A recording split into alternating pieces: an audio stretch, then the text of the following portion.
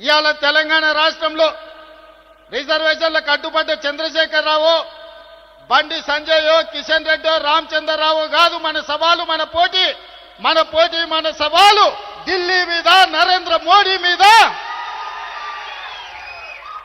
భారత ప్రభుత్వం మీద మనం సవాలు విసురుతున్నాం. నరేంద్ర మోడీ గారు ఎన్డీఏ ప్రభుత్వానికి జంతర్ మంతర్ చౌరస్తా నుంచి నేను సూటిగా సవాలు విసురుతున్నా. మా డిమాండ్ను ఆమోదిస్తారా, లేకపోతే మిమ్మల్ని గద్దె దించి ఎర్రకోట మీద 3 రంగుల జెండా ఎగరేసి,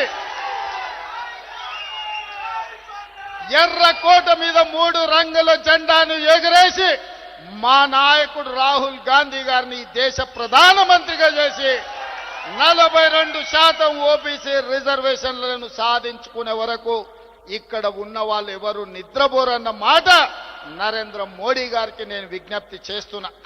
మిత్రులారా, ఈ వేదిక మీద నుంచి నేను విజ్ఞప్తి చేస్తున్న ఈ భారత ప్రధానమంత్రి గారికి, అయ్యా నరేంద్ర మోడీ గారు, మీ గుజరాత్ నుంచి గుంట భూమి మేము అడగలే, మీ పోర్బందర్ పోర్టు నుంచి చుక్క నీళ్లు అడగలే.